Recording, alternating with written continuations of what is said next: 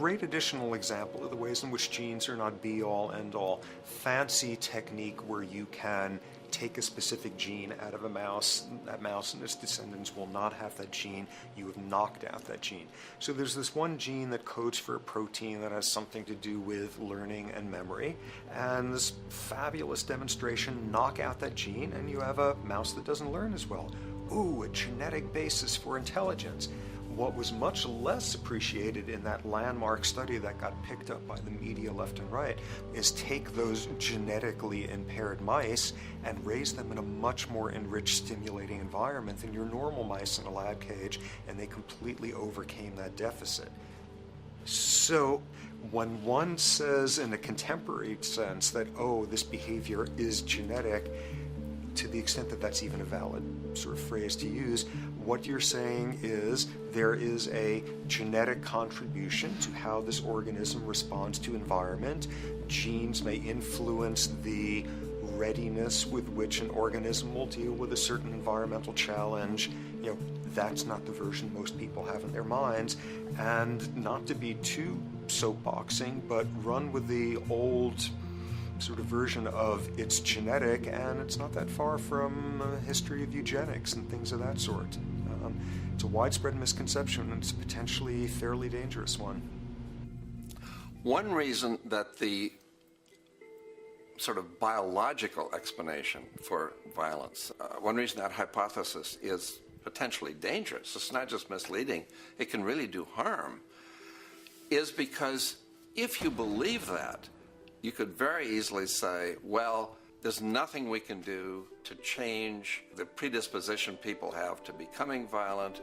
All we can do if somebody becomes violent is punish them, lock them up or execute them. But we don't need to worry about changing the social environment or the social preconditions that may lead people to become violent, because that's irrelevant.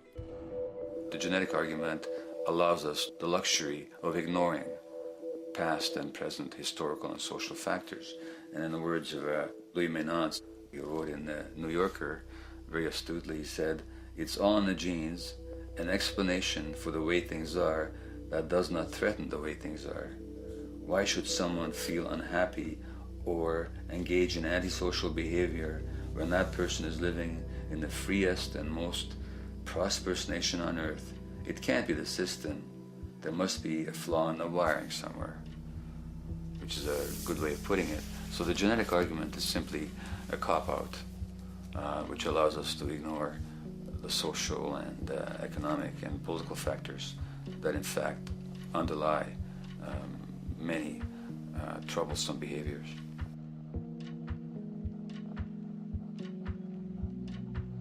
Addictions are usually considered to be a drug-related issue, but looking at it more broadly, I define addiction as any behavior that is associated with craving, with temporary relief, and with long-term negative consequences, along with an impairment of control over it, so that the person wishes to give it up or promises to do so, but can't follow through. And when you understand that, then you can see that there are many more addictions than simply those related to drugs. So there's workaholism, there's addiction to shopping, to the internet, to video games. There's the addiction to power. People have power, but they want more and more and more. Nothing is ever enough for them. Acquisition, corporations that must own more and more. The addiction to oil, but at least to the wealth and to the products made accessible to us by oil. Look at the negative consequences on the environment. We're destroying the very earth that we inhabit for the sake of that addiction. Now, these addictions are far more devastating in their social consequences than the cocaine or heroin habits of my downtown East Side patients. Yet they're rewarded and considered to be respectable. The tobacco company executive that shows a higher profit will get a much bigger reward. He doesn't face any negative consequences legally or otherwise. In fact, he's a respected member of the board of several other corporations. But tobacco smoke-related diseases kill 5.5 million people around the world every year. In the United States, they kill 400,000 people a year. And these people are addicted to what? To profit. To such a degree are they addicted that they're actually in denial.